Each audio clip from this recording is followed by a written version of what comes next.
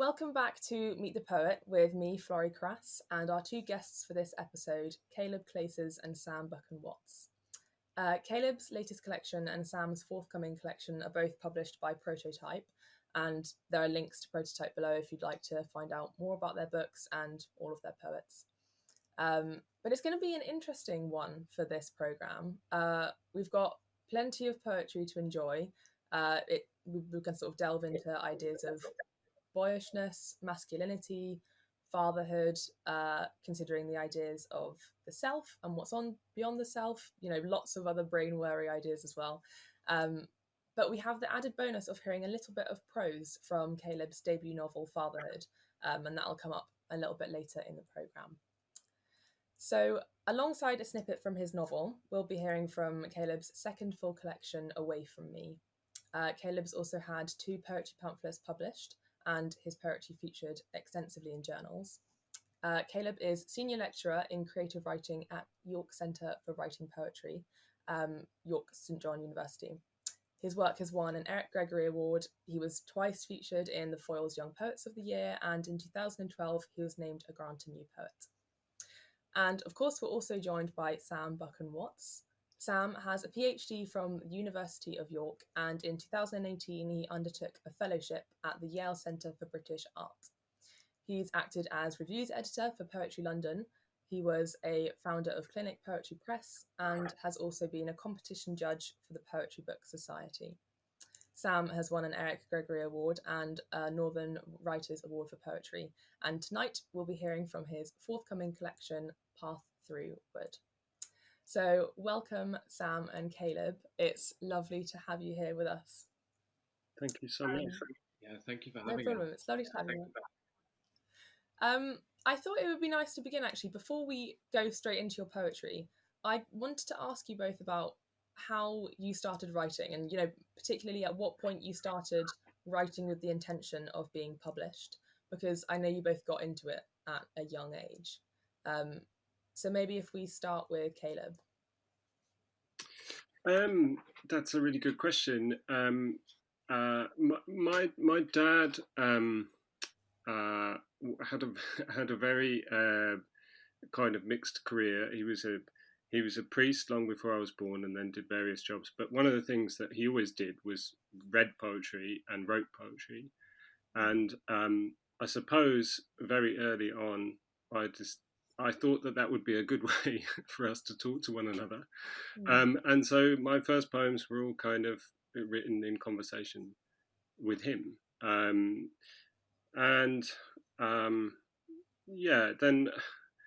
I suppose I began to feel that poetry was a way of trying to talk about the things that nobody seemed to talk about.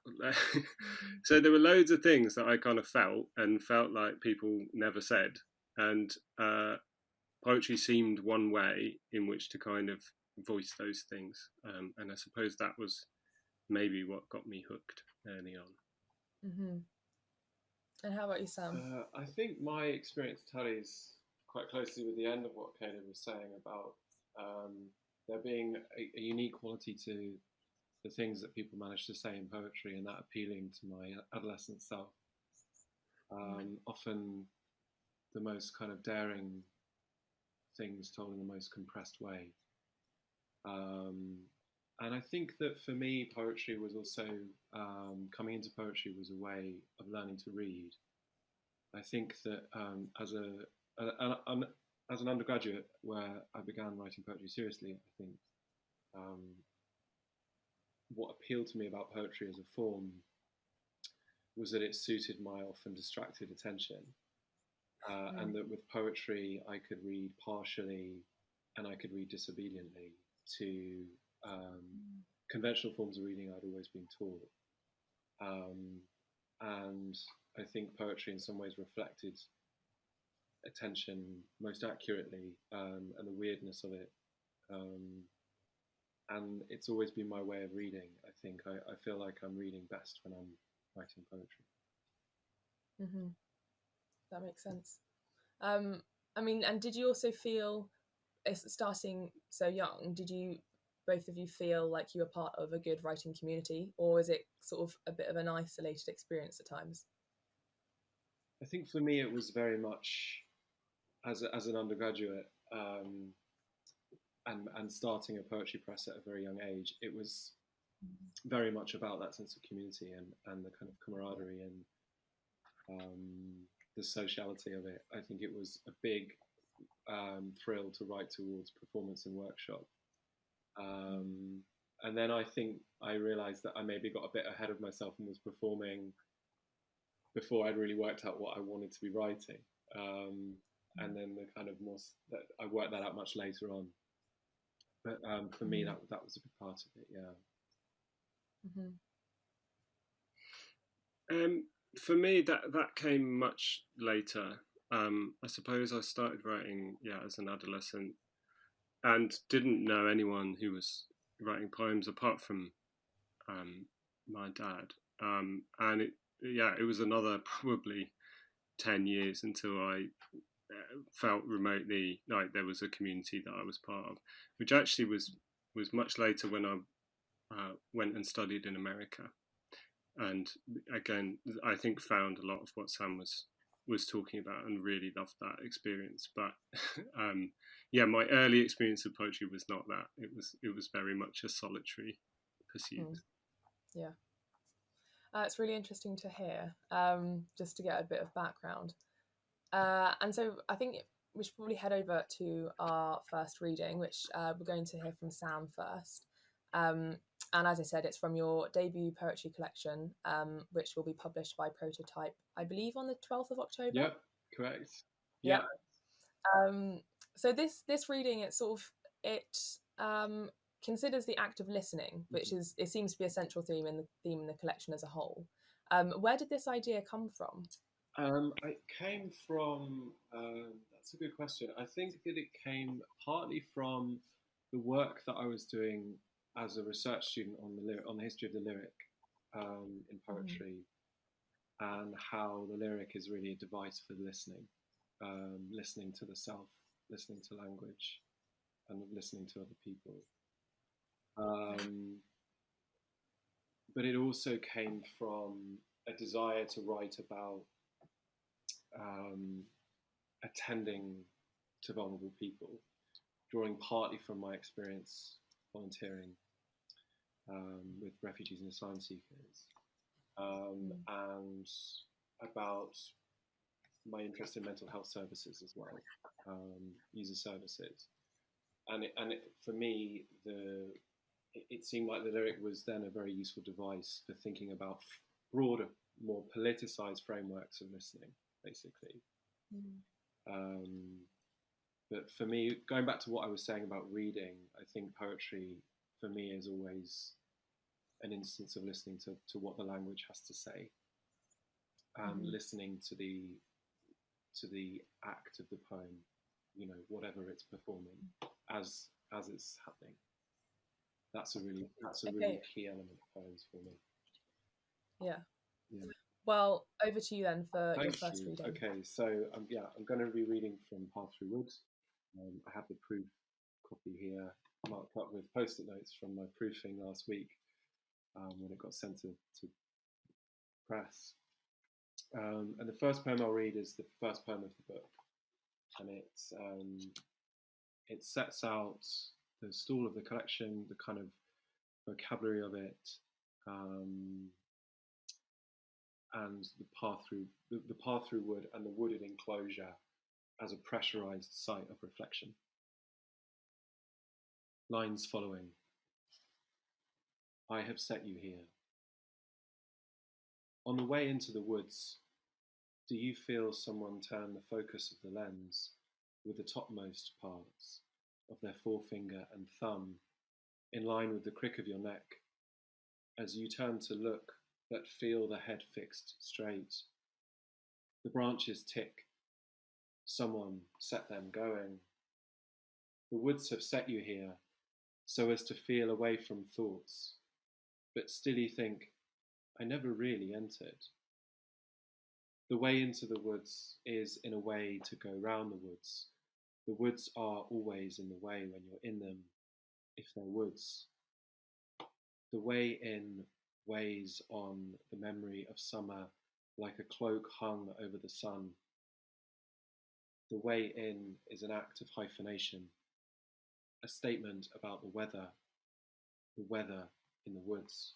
And now I'll jump to some of the poems which really amplify listening as an act. And each poem draws from a different context, a different framework of listening to vulnerable people. The first, several of them have the title Listening In. This is subtitled Fresh Claim for Asylum, which is a technical term for a stage in the asylum process in this country. Listening in. He is telling me again about the head and the heart, that the head won't think without the heart which beats, and the heart that beats for God, or because God gave it to us, or because God lives in us. Can you create a plant like that? No, so God exists. Much of our allotted time is taken up with this. All that the head is a satellite broadcasting out, while the ears receive. They're small by comparison, with less potential. I half listen, trying to think of the poem by George Herbert, which is about the majesty of God's creation, and not the plant pot's harsh plastic clutching after terracotta, the lucid green of his coffee cup, the dehydrated box of tissues. At the urinal, I listen to him shit. Sound contained poorly within the stool. It shakes, unembarrassed, articulate. The outside blue we enter differently is a blank slate, incorrigibly deep. Listening in. It's apt I'm teased for speaking one language by a group of refugees who have been displaced for most of their lives. These boys are puckish with disbelief, deliberately withholding, I suspect, their English. Or am I paranoid? A fear of boys in groups, of conspiration, a ball kicked from nowhere to the back of the head, presides as I prepare to teach them about the public phone box, what it means to make a call with this antique tech hiding in plain sight, for a group whose smartphones are a lifeline. The phone call, a useful metaphor for poetry's one-sided intimacy, the art, an instrument for academic public engagement. As I invite the boys in turn to leave a message on my colleague's answer phone, while their peer group jeers through a door frame long since retired of glass, exposing them, rescinding the object's inherent discretion. The message may be for anyone, I say, living, dead, or otherwise. Nobody is listening on the end of the line, not this time, and that is good. Speak without fear of being misunderstood. But the boys look more perplexed about where the money goes than the message or the medium. Who can blame them? So I retain my research on the booth as embodiment of interior, of privacy and confession, national kitsch. More honest would be to point to universals, vandalism, caustic stink of piss.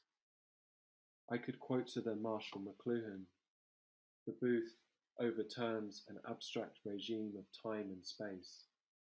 If I did not cringe at the use of regime in this sense, if I did not fear an inclination to rephrase experience, to get anxious about how I looked, or how this sounds, how even here I skirt the question of speaking for and staking common ground. This poem has the title in quotes, "We don't just hear you, we listen," which is the catchphrase of Samaritans. You do not have to qualify to get someone to listen, but it helps to keep them interested, since a cry born of desperation may burst like a fountain's first ejaculation of water up past etiquette, but still lands predictably in its concrete basin. The question, so what do you think your next step should be, casts the steep drop down to the next unknowable.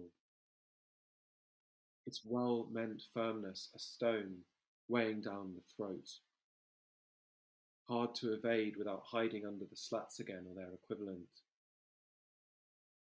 And yet this listening phone line sags unobtrusively like a retired bungee cord, cradling the ear we share as it says, try and remember, there is no right answer. And I'll finish this first section with another poem from the listening section, which is more abstract, but which I think describes some of the preoccupations of what I've just read. Gear. The ear instructs the eye to wade out with sound. Long legs without waders give thanks, listening to sounds lost to the mingling of water, which makes them. Rhymes etched on the waves each time they subside, unique and miraculous. The water strides out from its shores in great hoops. Thank you so much for your first reading. You know, I was thinking about that, the poem "We Don't Just Hear You," and particularly this distinction between listening and hearing. And I wondered if you feel that you arrive at any conclusions in the collection, in this exploration within this distinction, if you see what I mean. That's a really interesting question. Have I arrived at? I'm not sure if I have. I think because the poems are quite deliberately propositional, I think, about the kind of ethical considerations of listening. And I suppose a really key function of them is to perform the anxiety of inhabiting these environments and inhabiting this kind of language. I think that in the note there's a slightly playful detail that I add, which is that that's a distinction made both by Samaritans as a charity in a hugely affecting series of advertisements, both in that phrase itself and in the visual language that they use, the photographs. But it's also a distinction made by Roland Barthes in his essay on hearing, where he talks about hearing being a physiological process because it's about the material quality of what it is for sounds being counted by your ear, but then listening is a psychological one, which happens on a more abstract plane.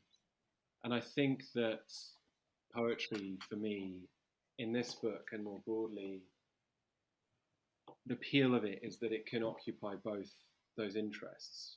So it can occupy the abstract and the materials. So it can do Roland Barthes and it can do the effectiveness of the Samaritans advertising campaign, which has a real social function in our society. It can do both. I think that I think if anything, that's something that I hope is going on in the poems. Yeah. Yeah. And oh, you go ahead. Oh, I was just going to say, yeah, one of the things that's really striking listening to the poems is like that often it seems like there's a kind of center to the poem, something that should be listened to, and then the poem also can't help but hear other things, most obviously in the kind of toilet, but it feels like, you know, they kind of perform that fact of not being able to close off what you hear. You're hearing all the time, and then partly what a reader has to do is kind of weigh what is the focus here, like what is important, what's the kind of wood for trees thing Yeah. that's going on. That's a really nice reading, I think, and it goes back to what I was saying in answer to my first question, which is poetry for me is very much about attention, and it always has been, and about the ambivalence of attention, and it's the often confused quality. And I think partly also, I think with that poem, a lot of writing in lyric for me has to do with like trying to resist certain impulses of the lyric.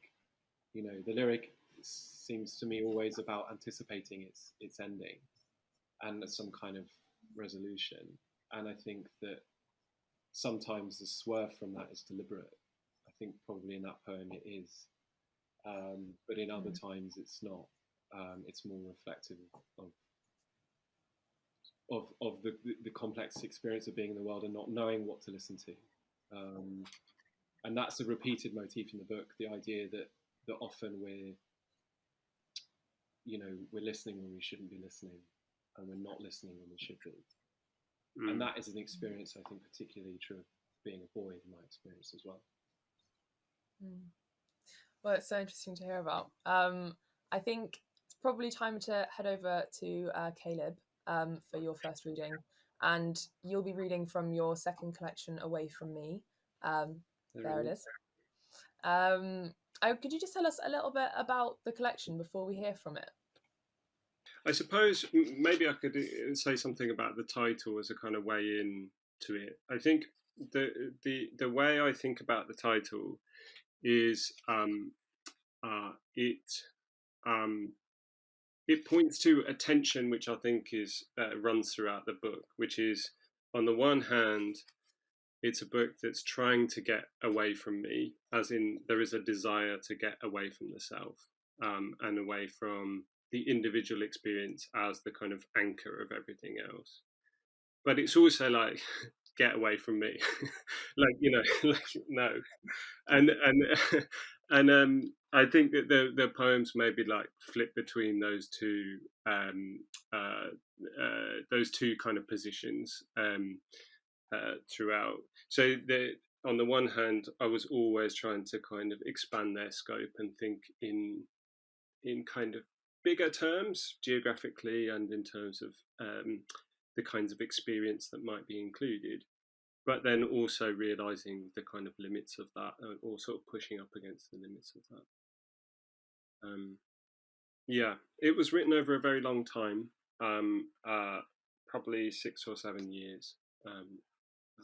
Yeah, and lots of the poems were also written over very long periods. Some of them very short, but most of them quite long.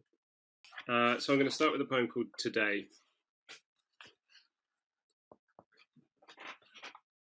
I stormed the Parliament building.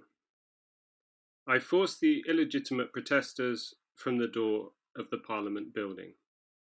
A faint bruise on my little finger turns out to have been black rubber from the handle of my badminton racket. The pain washes right off and I find myself nodding kindly to strangers. My heart stops on the lumpy B road following the St. Teith Carnival. As the tide comes in on the Norfolk coast, I wade out to the toddler hooked on the black rocks. I am wrapped in my bedsheets and taken to a hospital where agents of the state serve me poison. I'm not going to play football in China. I laugh at my friend's little finger, cocked as though drinking tea with the Queen until the grenade explodes. Until I expired in California, I was Minnie Mouse. For mistaking myself a victim of a Westminster VIP paedophile ring, I enter my cell. On my smallest knuckle, there's a milky scar, recently grown legs and wings. I am tearful as my stunt double breaks my back. My daughter falls from a cruise ship window. The hairs on my little finger are unstoppable. I will not face a rape charge in Las Vegas. In my experience, it's the only part of the body completely useless for sex. I am lined up on the galley floor by the Iranian crew. I line up the British crew on the galley floor of my ship. I feel anxious suddenly that my little finger is glossier than the little fingers of the friends who demand most respect. Is there a correlation between those with smart little fingers and those who are rewarded with status and wealth? Since when do I dislike little fingers based on their relative glossiness? Since now. Since I mislaid my life on the way home from the funeral. Since I spilled into the sea in a remote and pristine region of Patagonia.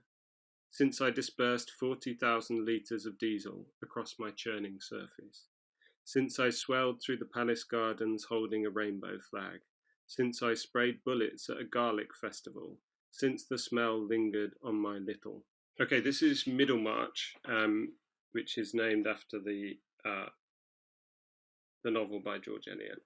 Amir kneels to watch a shoal pass through another shoal. Jamila asks her companions the name of the waiter. Freya plays brothers in arms with her band around the wall. Fish nibble rice in Harry's dishwater. Carl stops his tram for a samba band. Neil glances at the wing mirror and then at his phone. Caleb hurries through the uneven scrubland. Orabe convinces the family not to return home. Basak mops up sauce from her mother's plate.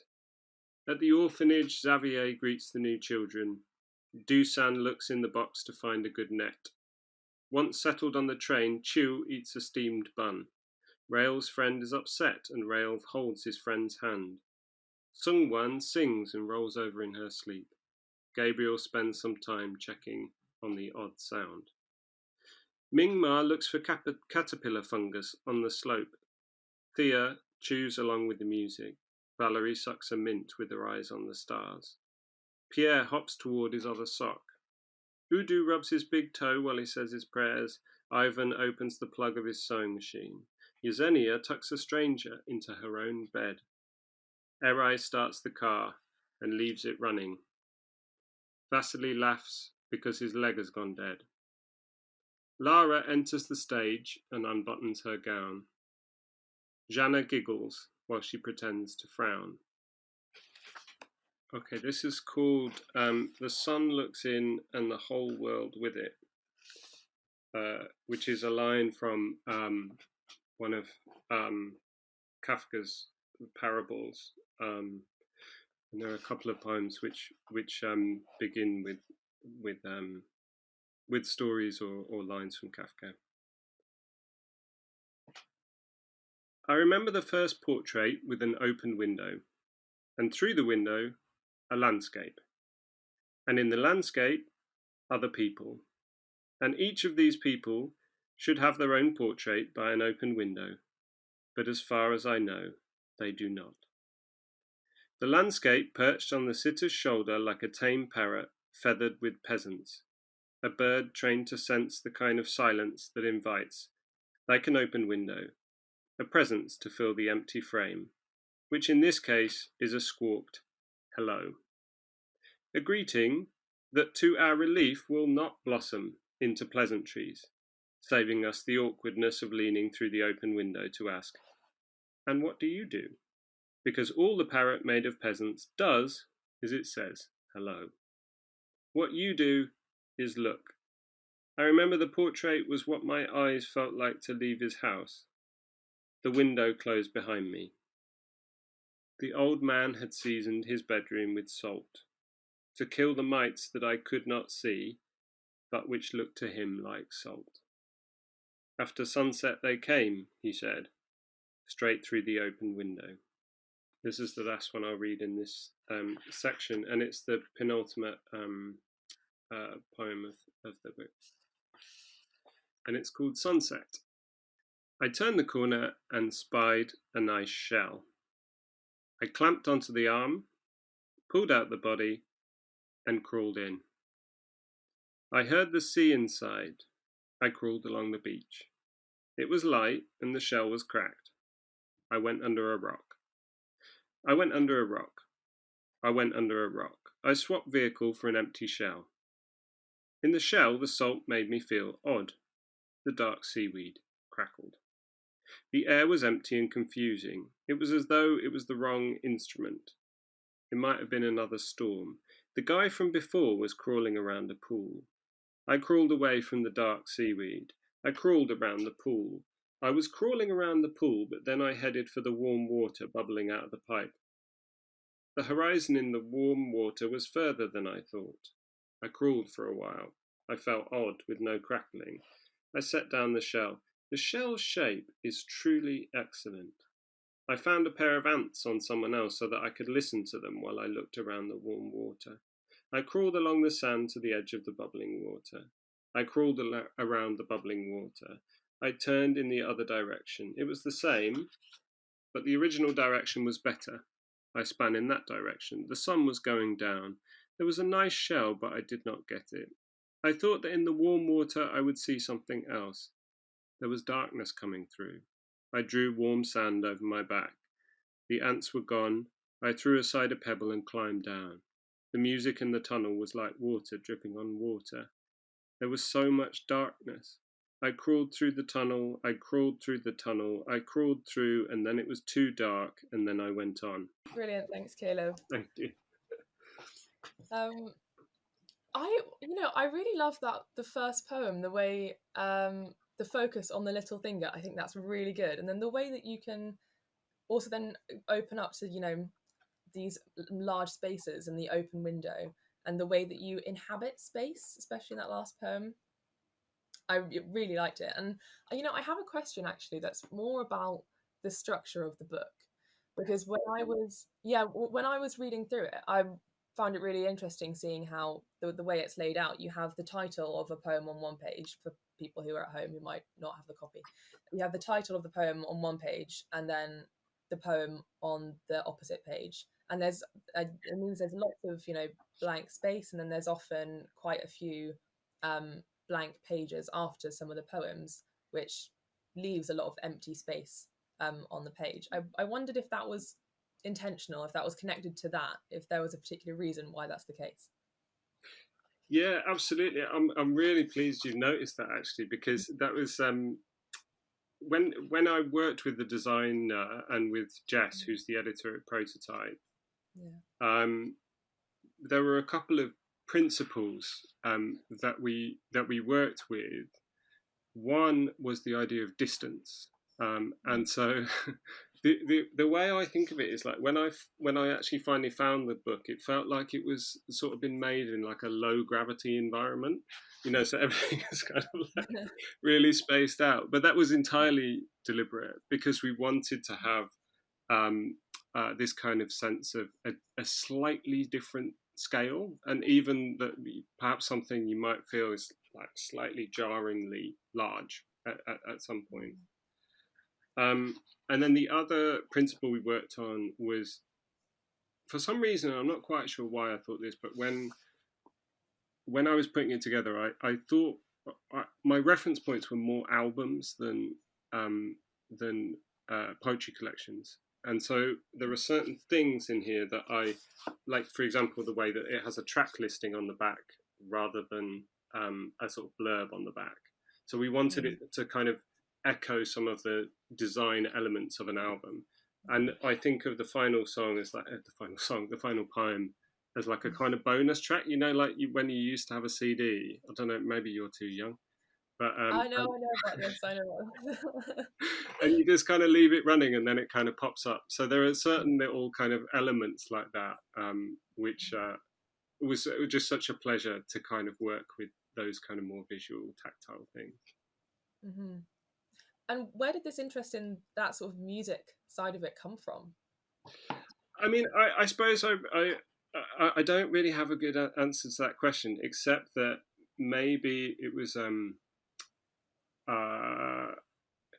that I think that the collection is a slightly odd length. So it's neither just a few very long poems, and nor is it a kind of a set of lots of short lyrics. And that kind of intermediate length seemed to me, in my mind, just like a way of thinking about it, was I also really want. It was written over a very long time, and I had to be very cruel about cutting things, because obviously I've written a lot in that time, and I think thinking of it as like one of those brilliant albums where every track is a banger. It was like a way of trying to like force myself to weed things out to kind of get to that point. I have no, it's not for me to say whether that's achieved, but that was my like discipline when editing. Because those considerations are obviously really important given the book's preoccupation with scale and scalar shifts. It seems really key. I'm interested in, because what you do so beautifully, I think, is that there are these huge scalar shifts throughout the book, and yet they're always offset by this tenderness and empathy, which I think is really distinct to you. And I just wondered in what because the scale of your book in some way works against lyric in its most narrow definition, which is about self-consciousness. I wondered whether that sort of work that you're doing as a poet, can you describe how you work on that scale as a lyric poet, basically? I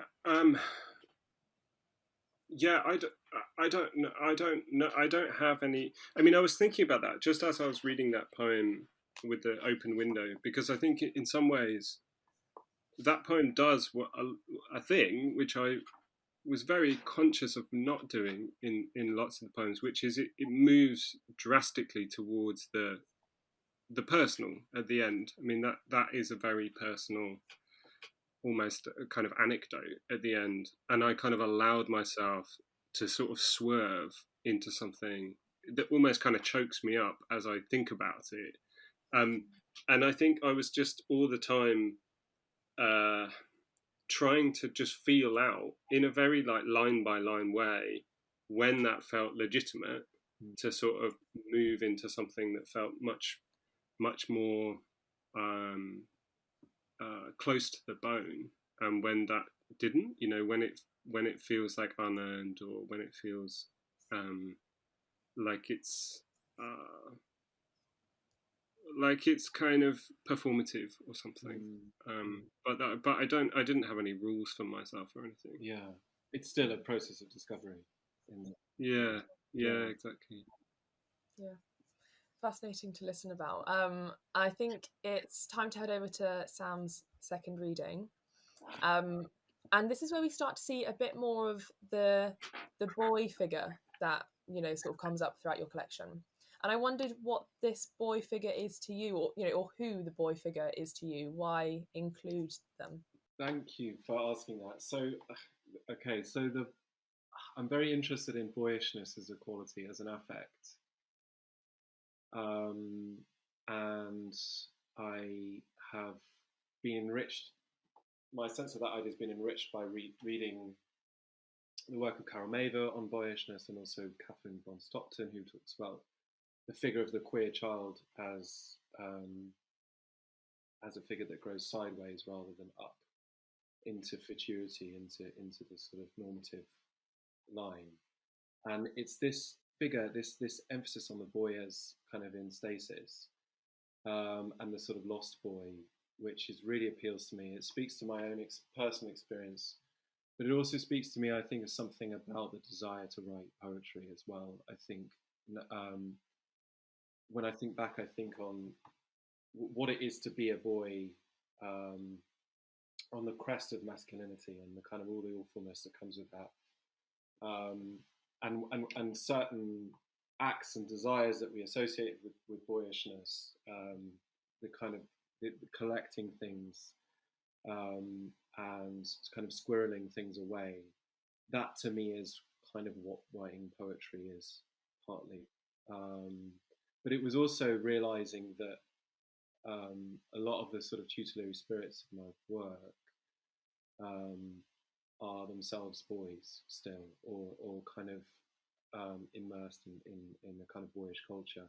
Particularly, there's a long poem in the book that I won't read now, which is about the sort of Victorian ideas of the child, the figure of the child and innocence, and that's been a sort of a real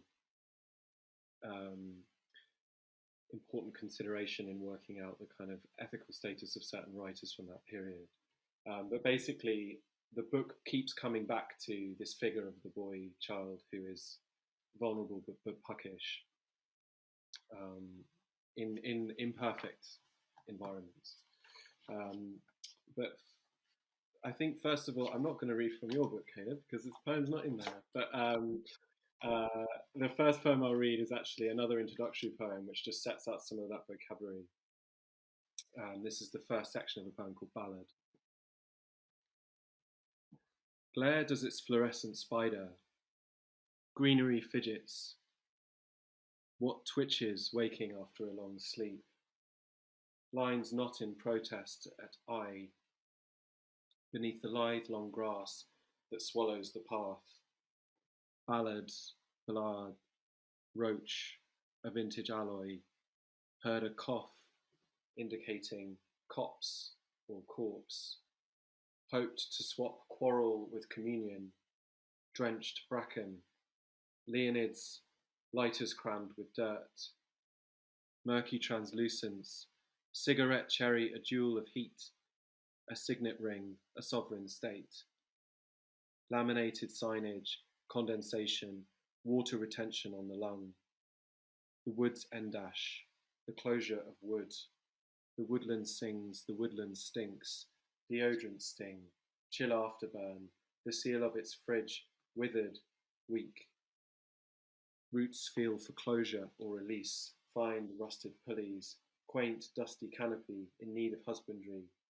Corrupted membrane, reconfigures green. Empty promise of spring, beyond that screen. Bare board, ballad, has been. So this is a poem called Dew Point. A dew point is the term for the point at which droplets form when the atmospheric temperature reaches a certain point. So it's an attempt to think about condensation from the perspective of a boy, but also condensation, which crops up in Freud's The Interpretation of Dreams, which is an stage of the process between dreaming and waking and accounting for the dream. Dew point. Bored with no thought, the boy draws with his finger a dick on layers of ancient dicks. He does not yet connect drawing with desire. Curses new in the mouth condense the atmosphere of the school bus, brandy with adolescence. He doesn't make a link between the medium of drawing breath and the spit the window's syrupy residue leaves. Early actions as stone inscriptions, when mark-making and thinking are the same. Inside the bus, a lobbed Pepsi bottle, the festa of the end of the day, kept to swill around inside some loose tooth, blood, and drained pimple. The chemical action the process develops is undevelopable. The weak last breath in the Lynx can is talking underwater, the subject matter of which constitutes thinking. Mutual relations come later. Half asleep this morning, the pissing boy sees germs squirm apart, crushing cloudy in the toilet bowl. The day before's cortisol, the body not yet learnt to keep hold. The impression Freud drew dicks before interpretation came, germy drops of condensation on the reinforced glass when he used verdictum for the dream work, in his compressed inside the word itself. At some point, a form catches in the writer's mind when the dew point is raised to an ambient temperature. One can convince oneself in all such cases to wake up, but never grasp its suspended apparent unendingness. A consciousness spoiled like food, full of its own and others' desires added too quickly to the fridge, while never having proof the condensation draws attention to itself. Each drop round in itself encloses a room. The loneliness of the earnest boy, a man who can't not help himself to the leftovers saved for lunch tomorrow. The steamy bus absorbs the coughing fabric full of vapour. The process of reduction is coming into logical relations from without. A watched pot incomplete towards evening, somewhere becoming rain, written in dew, is the window of the dream. Here are two short lyrics about boys. The nameless other boys are clambering too through floorboards and tree trunks to a compartment in the sea, in a tree, in the house, in the mind, on the visual plane of the artist's work, which in regression submerges him, and from which he later wakes with a scream. Ruskin sulks the way to Chamonix, plodding stroppy cloud. Schuyler's neediness is washed dust clouds caught in a logbook. Proust's buried curls in the pillow, goose down cloud, smothers the ear canal. Barthes plays prisoner's base, the feeling not of corralling but freeing, not bounds, unbounding others. And the last poem I'll read is called Computer Fraud and Abuse Act, which is the bill that Aaron Swartz violated. Aaron Swartz, the computer programmer and activist, internet activist who died in 2013.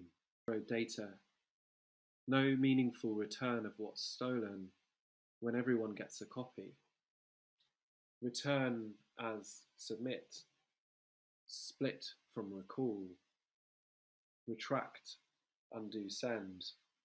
These shadows offended behind a bike helmet, Acer laptop, to access material produced at public research institutions, private institutions with public funding via public Wi-Fi in a network closet at MIT, the online equivalent of checking too many books out of the library. People are still talking confidently in terms of online equivalence, the integrity of the printed object. He could be lending them out, could be boyish curiosity, a fine line between merely imp and prison camp, buying or borrowing a culture with a poster for a meticulous planner, bankrupting everyone you know, barristers' chambers of the heart, breaking and entering, beautiful smiling boy, is it not about everything you put out into the world?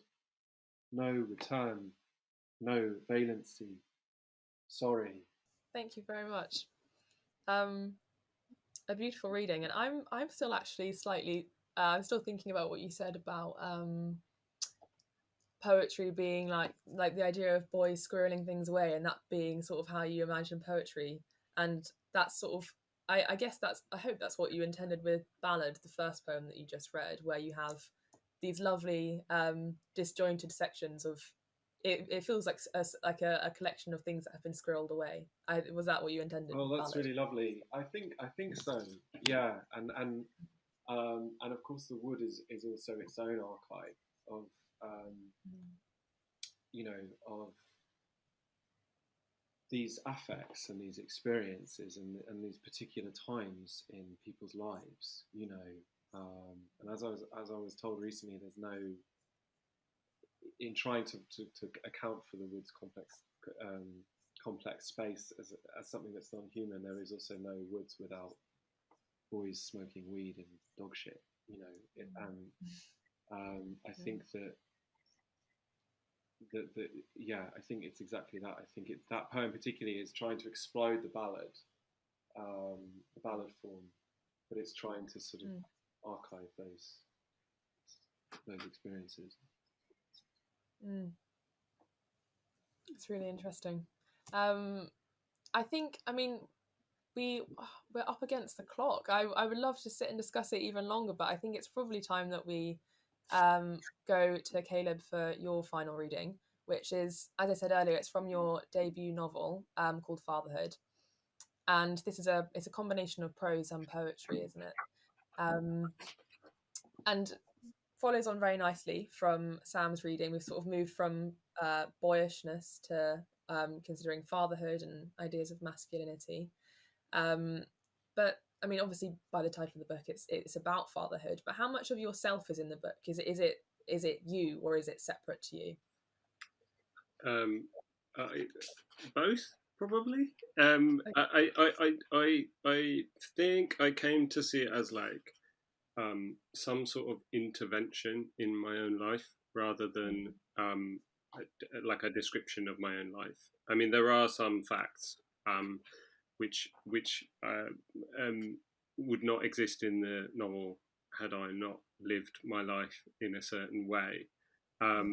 But I think as much as I'm trying to record something, I think I was trying to do something with my life and in my life. So yeah, it's a mixture. I mean, it's definitely fiction, but it could not have been written without me having certain experiences. Mm-hmm. And this combination of prose and poetry, what was the experience of writing that like? Did you often find yourself more drawn to writing poetry, or was it difficult? I think there were two really distinct phases. So I think the first phase was of writing discrete parts of discrete poems, often in very different forms. In kind of, I suppose that was partly because I was a young father, and so time necessitated writing in a particular way. And then there was another phase in which a kind of prose framework was placed over the whole thing to kind of narratively link everything together in like a relatively crude way, probably. Okay. Well, I'm excited to hear from it. I'll hand over to you. Thank you.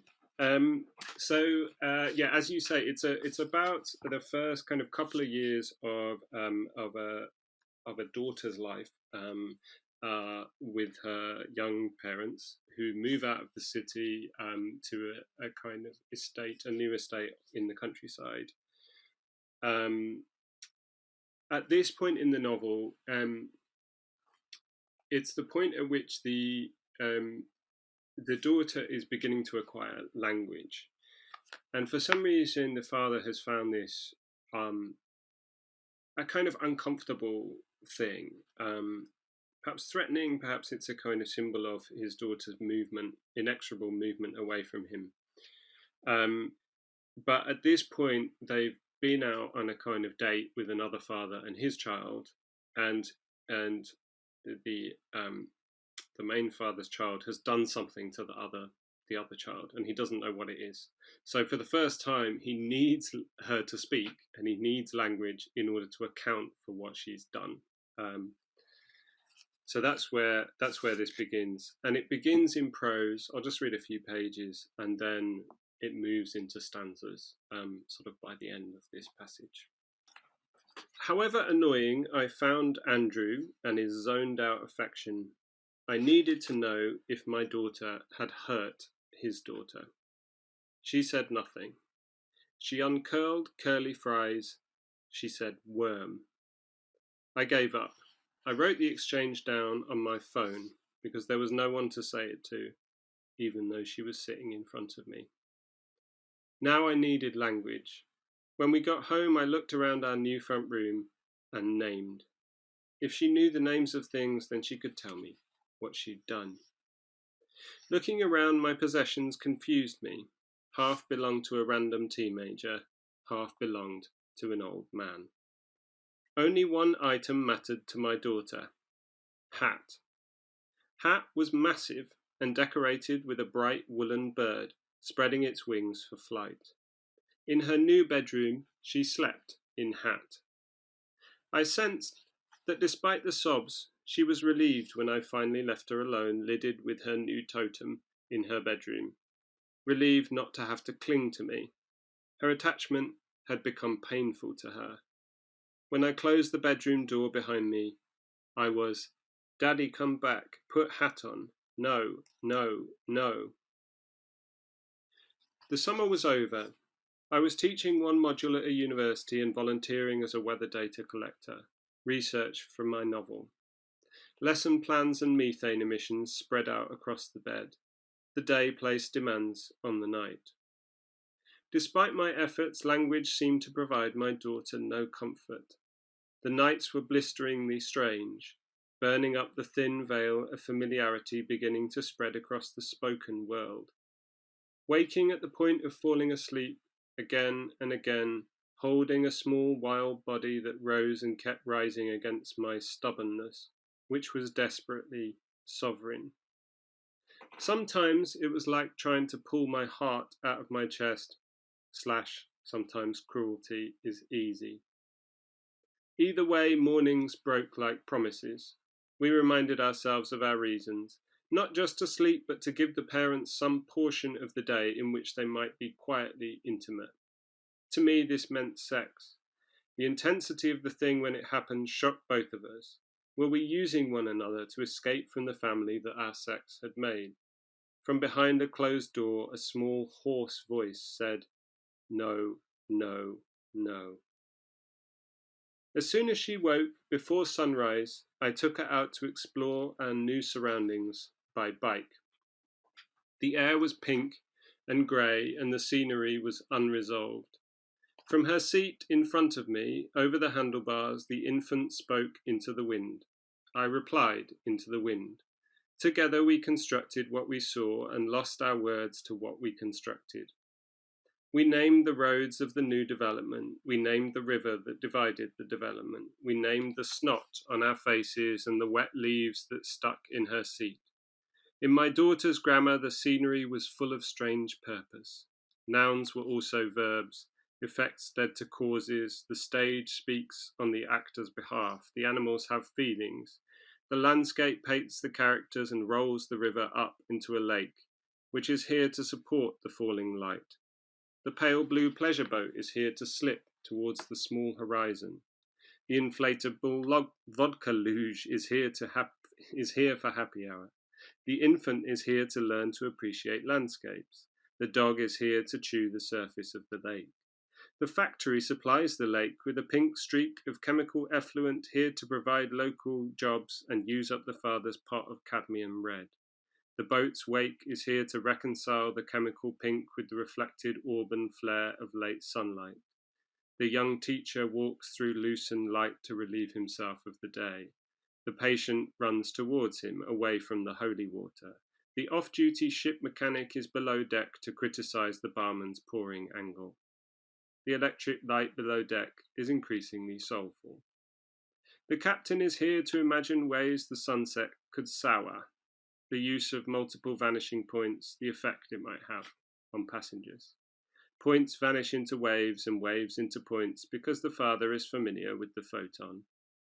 The amateur photographer is here to avoid introspection. The retired triathlete is here to rescue the three-legged dog from polluted water. The inflatable luge is here to rescue the retired triathlete. The infant's ice cream is here to melt into the eczema on the wet dog's muzzle.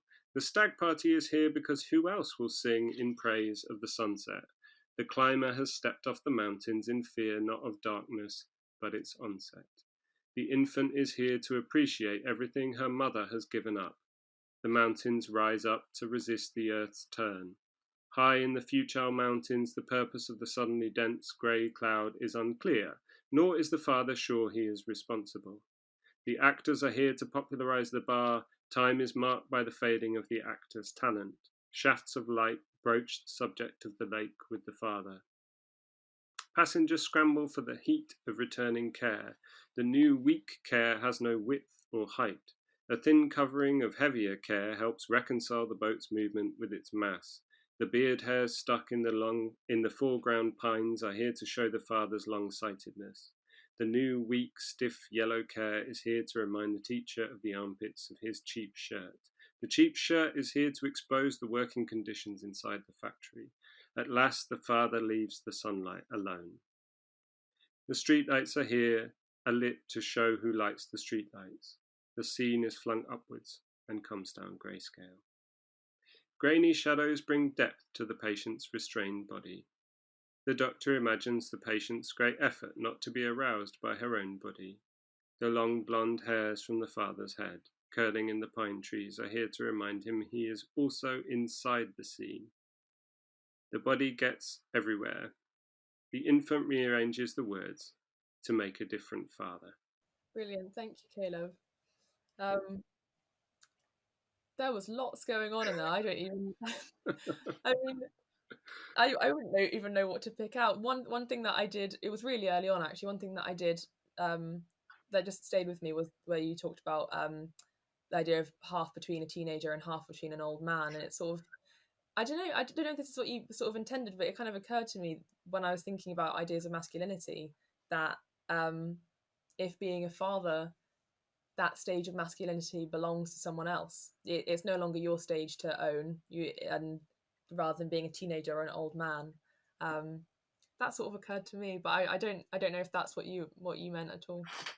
Yeah, I mean, that's a really interesting way of putting it. Do you mean because you enter into something which is a kind of shared life, practically speaking? So, in the sense that your life is no longer your own, or do you mean that your life is no longer your own because it doesn't have a template in kind of society? What? A bit of both, I Yeah. think. Okay. Yeah. Yeah. I mean, I would say both of those things. Absolutely. And I suppose one of the reasons why I wrote the book or continued to write the book was a sense that there was a great kind of hole in in cultural representations of a particular act of care, which I just couldn't see anywhere, or at least could only see in very kind of partial ways. And then what I then began to do, which I think is what this passage is doing, is try to allow the language of that experience. So, like in this case, the way the baby starts to formulate language to shape the way that it was written. So the kind of oddness of lots of those phrases was like an attempt to kind of take on the grammar of a child as it learns language. I thought it was a particularly interesting passage to read because it sort of embodies how seamlessly the book does transition between prose and poetry. And I thought it was like a really kind of apt moment because what you described earlier, which I thought was really interesting about the sort of the break into language of the child from the father, and then that's sort of it's almost counterpointed then by the father figure breaking into poetry, and we're told, a sort of platitude that is that very young children are poets effectively because they experience language materially, Yeah. and they're uninhibited in it, and it is this sort of like automatic writing or something like that. And I thought it was a really interesting moment for that transition to happen into what is a really really beautiful poem in and of itself. I just wondered whether that is in some ways a sort of anxious gesture. Is the switch to poetry an anxiety about the daughter's experience of language? Yeah, I mean that's really interesting. Like, I was very aware of that that me writing this book could be quite like a dominating thing to do, right? Is to kind of write her experience for her at this very early stage in her life, and I mean that in although it is fiction, I was writing it out of an experience of living with a child. So I was aware of kind of like co-opting that, and perhaps I'd never thought of it, but perhaps the using poetry is almost a way of acknowledging that's like imperfect, or that has to have some like air in it, some space in it for somebody else to exist. Right, and the kind of complexity of poetry. Yeah. I can, and it kind of accommodates it can kind of accommodate me in a way, more uncertainty. I think so. Yeah. Well, also I wanted it to be something that would pull people through it. So, which hence why I think that it did become quite a narrative thing. Yeah. Well, we're reaching the end of this Meet the Poet, but you've both been such fantastic guests. I've had a great time listening to your work and chatting to you. So thank you so much for joining us. Thank you for having us. Yeah, thanks so much. No problem. And for everyone who is watching, you can sign up to the Homestage Poetry mailing list if you haven't already, and then you can be notified about all these sorts of events. And yeah, it's been a fantastic event. So thank you so much.